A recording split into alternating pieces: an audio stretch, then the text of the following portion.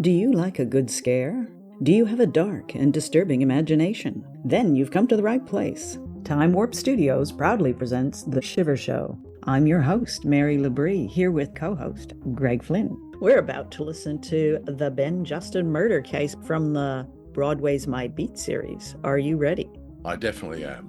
We've heard another play from this particular series, and I'm hoping tonight's play is just as good. The last one was Peak Noir Radio.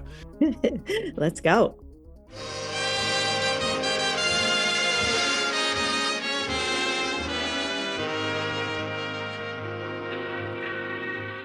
Broadway's My Beat, from Times Square to Columbus Circle, the gaudiest, the most violent, the lonesomest mile in the world.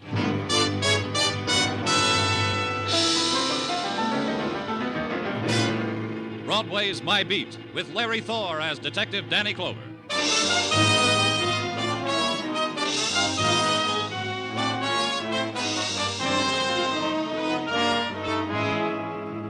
When it's December and the winter has caught hold, Broadway comes up with a miracle. Silver trees grow out of the sidewalks. Men with beards and red velvet suits suddenly appear from out of the Bowery and dedicate themselves to being jolly. And reindeer roam the tundra of the spectaculars. It's a time of Crosby records, noses against department store windows, and wishing you'd kept up the Christmas Club payments. Everybody's happy. Even the finance company sends you season's greetings.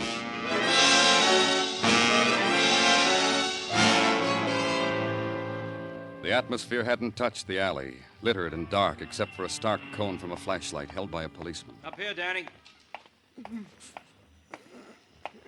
Shot twice in the back. Still breathing. Come on, Doc. Take a look, Doc. Let's put him on the stretcher. I don't think this one's got much time. Give me a hand here. Easy. We'll have you in a hospital in 5 minutes. Know who he is, Mugwin? Yeah, his wallet says Ben Justin. Yeah, here it is. The ideas and what happened? I think he knows who shot him, Danny. He was saying he'll get even. Any names? No. Easy with him now. Just slide the stretcher in here. We'll ride with him. Let's go, Mugwin. Yeah. Okay, Joe, let's get this ambulance on the road.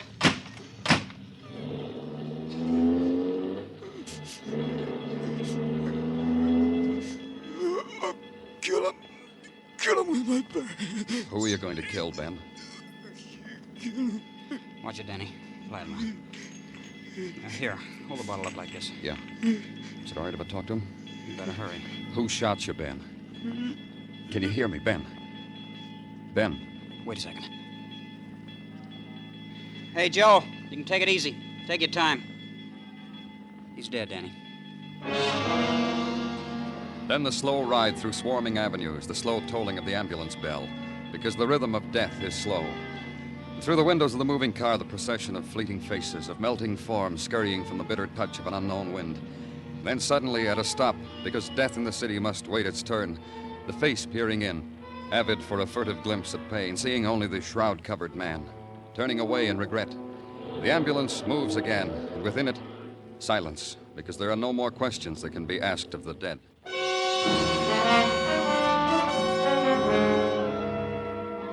At headquarters, the setting up of a file on Ben Justin. The word murdered, neatly typed in triplicate. Then the fragments of his life drifting in to be pieced together, to be entered under the correct heading, on the correct line. Ben Justin lived in an apartment on West 86th. He was married to a woman named Evelyn.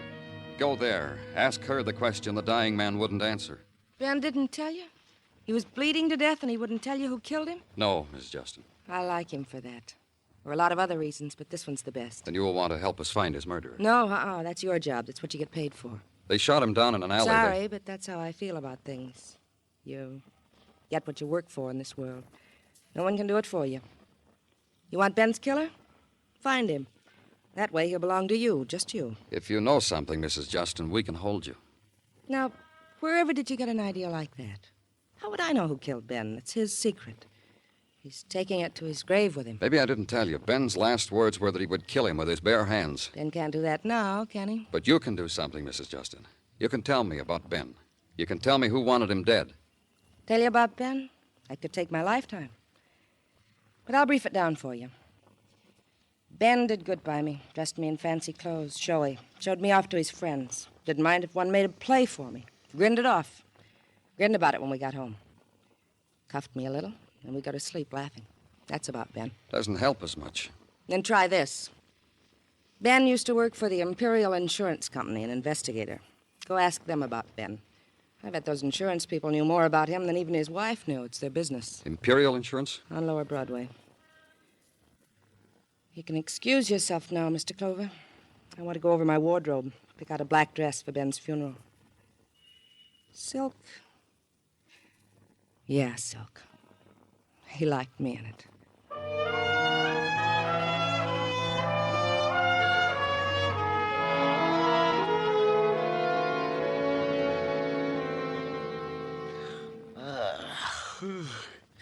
Yeah, it's very intriguing what you tell me, Mr. Clover. Look, why don't we go downstairs and chat about it over a cup of coffee? Now, Mr. Kogan.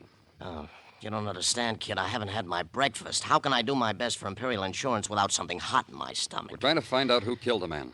For this, I have to miss my breakfast? I tell you don't understand. My wife sleeps in the morning. She doesn't Ben make Justin me used to work for you. I want you to give me what you know about him. Now. Because it won't wait. Ew. On an empty stomach? All right. All right. Yeah, he worked for us. One of our hottest cases. A year ago, he kissed us goodbye. You don't know anything about him after that. You're just... Look, kid, did I say that?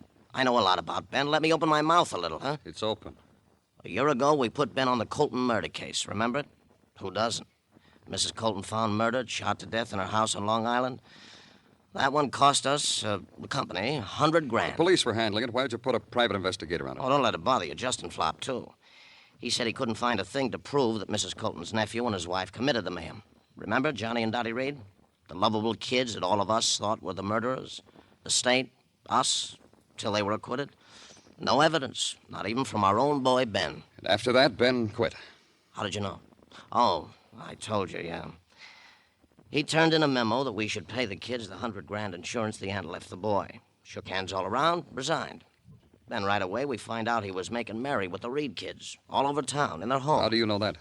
It was a password in our office, how Ben and his wife were always in the company of the kids. Why? The kids were acquitted. They have the right to make their own friends. For $100,000, we keep trying.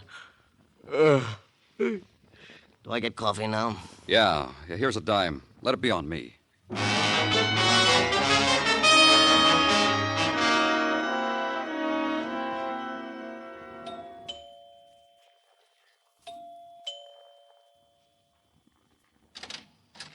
Hello. What can I do for you? My name's Danny Clover from the police. Yeah. Is your name Reed? Yeah, that's right. I wanted... You got the look in your eyes. You want to talk to me, don't you? Come on in. And here.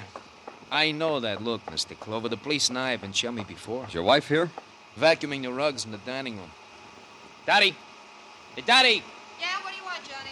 Turn off the Lewitt and come in here. We got a caller. I hope you don't mind the way Dottie looks. Holiday cleaning. What'd you say? Oh. This is Danny Clover, Dottie. He's from the police. I'll be honest with you, Mr. Clover. I'm busy. Well, just a few questions about Ben Justin. Guess I'm right, Dottie, huh? Soon as I saw this morning's paper, I told you a policeman would be twirling his hat at the door. Then you talk to him, Johnny. I've got to get my work done. I'm afraid you'll have to hold it off for about 5 minutes, Miss Reed. Do you have a warrant? I don't need one. All I want... Dottie gets all mixed up. Ever since the cops scattered at death last year, well, she just could be lost, and the only person around a cop, and she wouldn't ask him which way was home. Johnny isn't kidding. Cops. How well did you two know Ben Justin? We're not going to his funeral. Not even flowers, Mr. Clover. Funny. I heard you were pretty good friends. 2 weeks ago, Johnny and I took turns yawning in his face. He still wouldn't go home. Then he used to drop in here often. Maybe a couple times a month. When I shook his hand after we were acquitted, he took that to mean buddy. He couldn't get through his head I'd have shaken anybody's hand. Ben Justin tried to send you to the chair. I don't understand. Neither did we. You inherited a lot of money when your aunt was killed, didn't you, Mr. Reed? You people can't leave us alone, can you? Hey, you shouldn't have asked that, Mr. Clover. Dottie's going to be upset all day. It's going to be like this for the rest of our lives. Dottie. No matter what we do, where we go, it's going to be the same way.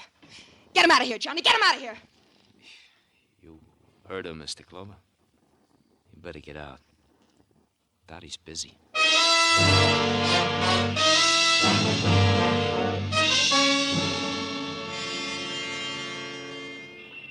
Mind if I turn on the radiator, Danny? It's cold in here. Huh? You stand there. There. Danny, you've been over and over the transcript of a year-old trial maybe 100 times. You want something juicy to read? Here, try this pulp. It's good, huh? Tells me the thrilling things detectives have happened to them. For 2 bits, it thrills even me. The things that go on. Mrs. Colton was killed with Johnny Reed's gun. Our ballistics man proved it. Brought it in evidence. Exhibit A. But no fingerprints. No fingerprints. And if you read the transcript another 100 times, there still won't be any. What are you trying to build, It Danny? bothers me. You mind, Muggavan? Danny, listen to me. The kid had a right to the gun. Messenger boy for a brokerage house. Briefcases full of stocks and bonds, sometimes even money. A boy needs a gun in a career like that. They present him with it, courtesy of the house. And it killed his aunt. Endowed 2 kids with $100,000. The gun could have been stolen from him, just like he said. His wife put her arms around him. He felt different somehow to her without the gun. That was the first they knew it was missing, just like they said in court. Yeah. I don't understand what you're after, Danny. The kids were acquitted. I know. They said they spent the day picnicking on the Jersey Palisades. Nobody could prove different. Nobody could prove they were at the murder house that day. They were acquitted. I told you I know Muggavan. Then what's with you? You think you found a free and easy way to solve Ben Justin's murder? I take it back, Danny. I didn't mean to say that. Why so chummy with the Reed kids? You mean Justin and his wife? You care about anyone else? Justin was a top insurance investigator. He couldn't find a thing to prove that the kids were anywhere else but eating ham and cheese sandwiches on the Palisades. That cinched it. When an insurance company... Danny, you gotta go. You just gotta. Here, I brought your overcoat. I'll help you into it. There's not too much to tagly up. Where am I going? To the residence of one Mrs. Evelyn Justin. She just phoned in, Danny. She was crying, then screaming. In between said cries and screams was sandwiched that someone was trying to kill her. I made her go slow so I could take it down in shorthand. Here, Danny, her very words. Yeah, get your coat, Muggavan. It's a cold ride.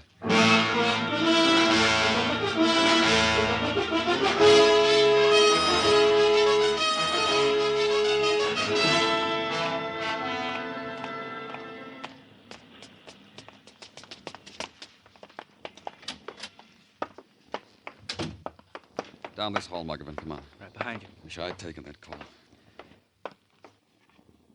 Sounds real quiet in there. Locked, Danny. Lean on the bell, Muggavan. Yeah. Danny, something happened. Kick it in. Mrs. Justin! Watch it, Danny. The place is a furnace. Mrs. Justin! Danny, you can't go in there. Don't be crazy. Yeah. I don't understand. What happened? We ring the bell, we blow the place up.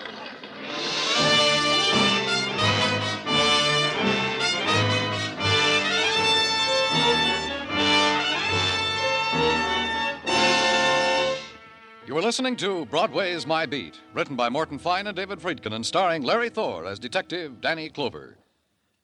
There should be plenty of action on CBS Hopalong Cassidy's show tomorrow night. Hoppy will be invading the land of the Gunhawks, and though this may not sound full of action at first, he'll finally play dead to capture a band of vicious marauders.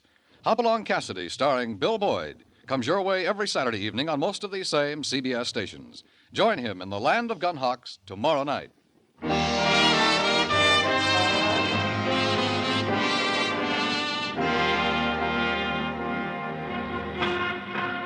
On the eve of the holiday, Broadway opens wide its loudspeakers, takes last year's tinsel off a back shelf, considers its tarnish, shrugs, and hangs it in a doorway, in a shop window, just above the summer resort sports shirt sprinkled with artificial snow and decked with dust-covered holly. It makes glints in the winter's sun, sways gently in the winter's wind, and it makes you all warm inside, doesn't it, kid? The warm-eyed women walking by, hugging the warm fur close to them, makes you merry, and the music floating out of the metallic throats. Good, huh, kid? But turn it up. That way you won't hear the dissonance of death. That way it won't intrude that explosion uptown. Anyone killed? No one knows yet, but when they do, it'll be given to you, hot off the presses, shining from the Translux, gift-wrapped with red ribbons. But before that happens, they've got to clear away the charred litter, hold the crowds back, assure the lady her kid wasn't in there. You don't know where he is. And then finally a man comes up to you. It's all clear now, Danny. We can go in. They find anything? Uh-huh. They said in the kitchen. They said to watch ourselves. The walls are still smoldering. Okay, let's go, Muggavan. Yeah.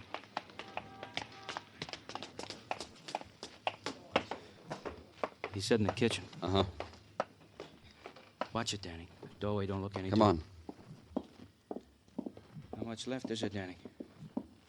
You were here before. Not much left, huh? Broken, up in smoke. Hey. Yeah. Mrs. Justin? Yep. Explosion must have done it, huh, Danny? The way she was beaten up first. Slugged. See? Here. Here. Yeah. They made sure, huh, Danny? If we hadn't rung the doorbell, maybe... Call it in, Muggavan, to homicide.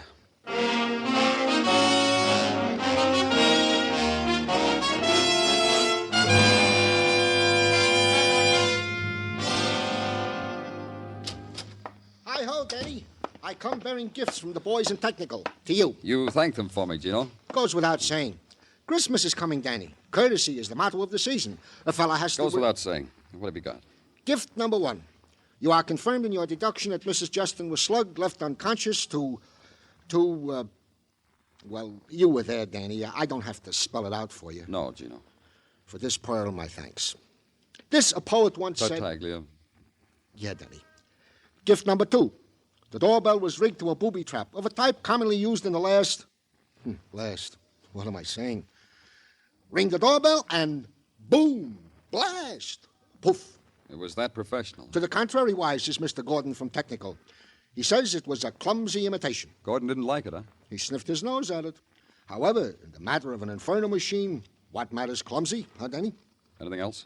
Nothing else. Except an itching in my brain. Huh? Yeah. I am making out my Christmas list, and it itches me. Want to give Mike Schreck, the bald-headed miracle detective from Philadelphia, for Christmas. The joy he has brought me. I should return it with a likewise. You got a suggestion, Danny? Only a question, Gino. How did you know it was Mrs. Justin you talked to on the phone? Well, she told me, Danny. Several times she told me. Well, what reason would I have to disbelieve what a lady tells me? You're trying to make out I'm a Gulliver, Danny? You know... Pardon me, Gino. Likewise, I'm sure. When they tell you their names, see if you... Danny Clover speaking. This is Swifty Crenshaw of the 34th Street Post Office, Mr. Clover. They referred me to you. Why? Oh, because I'm holding some undelivered mail for Mrs. Evelyn Justin. Bet you'd love to get your hands on it. Yeah, I would. Fine. Just ask for Swifty Crenshaw. Everybody knows me. Bye now. Who was it, Danny? A Swifty Crenshaw from the post office. Swift... Cren? See? See how you two can be a Gulliver, Danny?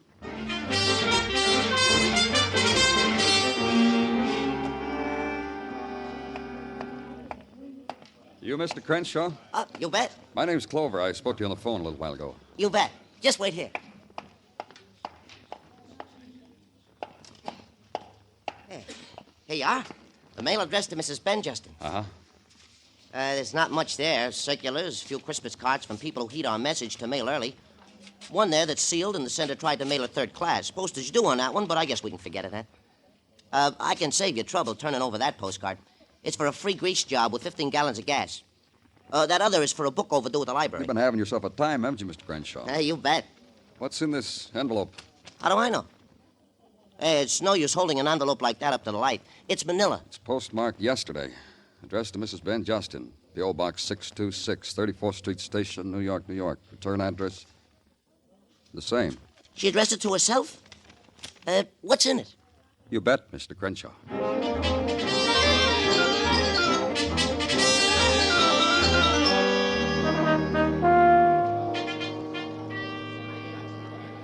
Hold on, please. Mr. Jasper is looking up the records now. Okay. Tell him to hurry. Mr. Jasper will speak to you. Good. Mr. Jasper on the phone. What about it, Jasper? You say you have a carbon copy of a subscription form for today's Lady magazine? Where did you get it? In an envelope. Come on, your girl said you were looking it up, Jasper. The form is used by your company, signed with the initials DF. Who is DF? Donald Fraser. He would have gotten 400 points if he'd handed the subscription in. But why didn't he? Where does Donald Fraser live? 19 West 16th. He's a pretty good... Yeah. Thanks.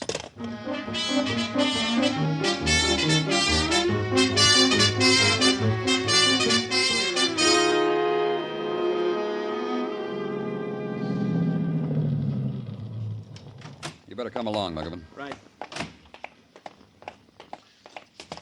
You ring the bell this time, Danny. No, I'll ring it. I read someplace if you crash in an airplane, the first thing to do is to go up in another one.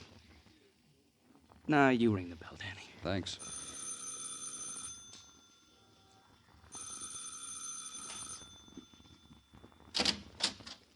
What do you want? You Donald Fraser?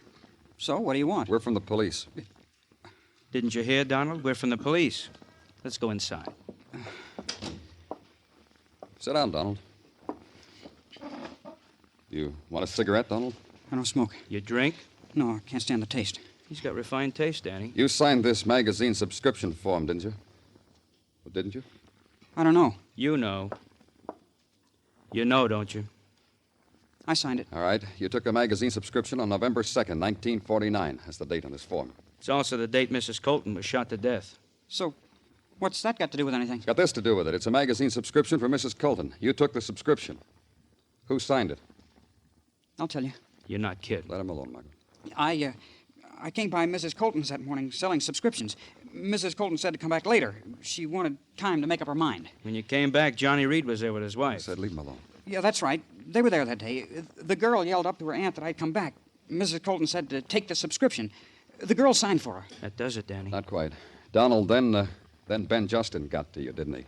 He was investigating the murder and tracked down a lead that a magazine salesman was on the Colton block that day. That right? Yeah, the very next day. Before I had a chance to turn in the form in to Mr. Jasper. I shouldn't have done it. I know I shouldn't have done it. For $1,000, the trouble I'm in.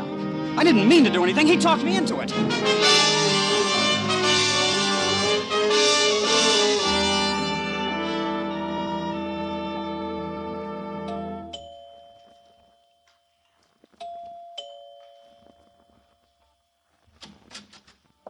No, it's you.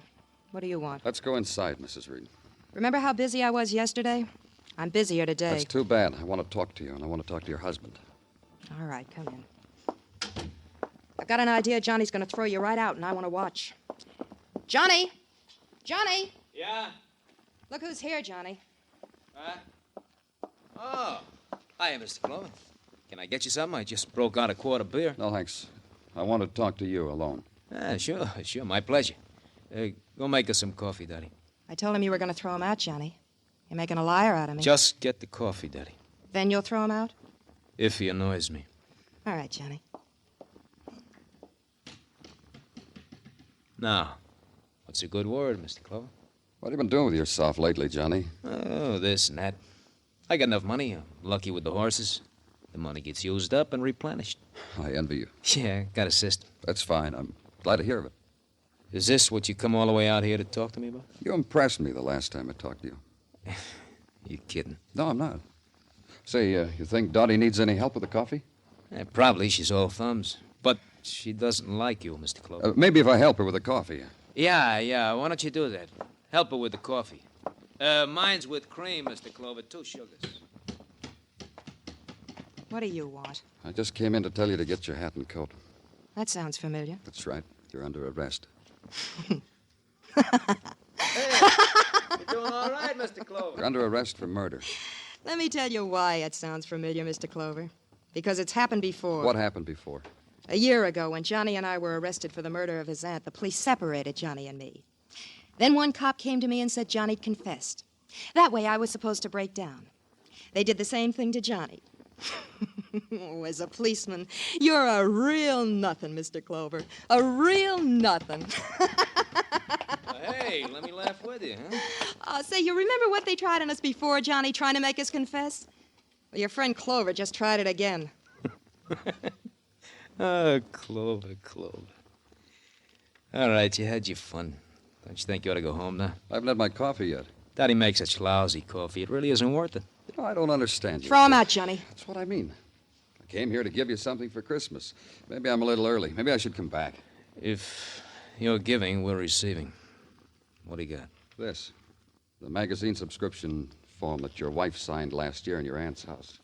Where'd you get it? From Mrs. Justin's post office box at 34th Street Station. You got it figured, huh, Mr. Clover? Sure. It's proof that the two of you were at Ms. Colton's the day she was murdered. The piece of evidence the DA didn't have at your trial. Johnny, they can't try us again, can they? You, planning to reopen the trial with new evidence, Danny? It won't be necessary. Justin bought this subscription form from the salesman. He was blackmailing you with it. Then a little while ago, he got afraid of you two, passed it on to his wife. That's where she had it, huh? That's where she mailed it for safekeeping after you killed her husband. You thought you destroyed it when your wife called headquarters and had me set off that booby trap. And now you got it. Merry Christmas, Danny. How much you want? How much were you paying Justin before you killed him? Don't bargain. How much? All of it. Everything you got. I want you to sign a confession, you and your wife. Let me sit down and think about it. Serve the coffee, Daddy. You gonna stir it with that gun? No. I'm gonna kill you with the gun. You want one slug or two? Johnny! Hey! This'll put you out of your misery, Johnny. You can have half of it, Mr. Clover. All of it. You can have anything you want. I've got what I want. Let's get your coat, Mrs. Reed.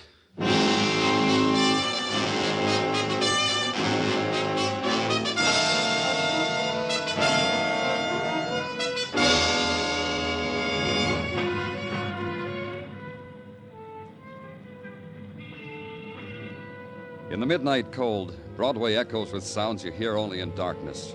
The fleeting whispers that speckle places where there's no sun. People pass and touch you. You look down, and there are fingers of dust on your shoulder. It's Broadway, the gaudiest, the most violent, the lonesomest mile in the world. Broadway, my beat.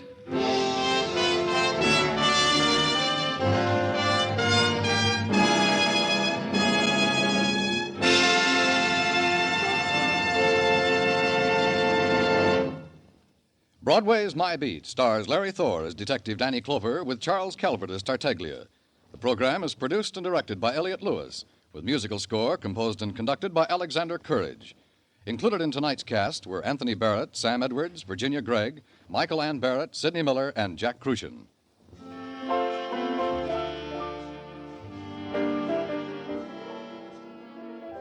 Greg, we've just listened to the Ben Justin murder case. What did you think? I was hooked right from the beginning. We've got Rodgers and Hart's haunting melody there, Manhattan, which you and I can sing a little later on. Yes, so this is Morton S. Fine and David Friedkin again as our writers. And there are, of course, beautiful little expressions that are peppered throughout the script. We have death in the city must wait its turn. And the other thing that isn't really credited here, but we know, is that there's sound technicians that work on this series, and it's multiple. There's multiples, but one of the ones that I always notice his work because it is so wonderful is David Light, and he's the sound engineer in this series, along with a number of two other sound technicians. But his work is just beautiful art. So we've got great music, we've got great writing, we've got great sound. And what did you think of the story, Greg? Well, the story itself was, well, I wouldn't say it was slightly predictable, but it was a police procedural, and I always like those step by step, the sort of thing we used to get in the 87th Precinct novels and in the books, those steps by step approach.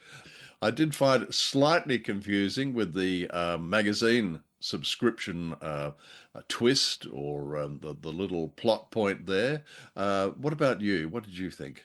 I like it when something small and insignificant and mundane is the thing that brings down the criminal or criminals. Larry Thor was the detective Danny Clover.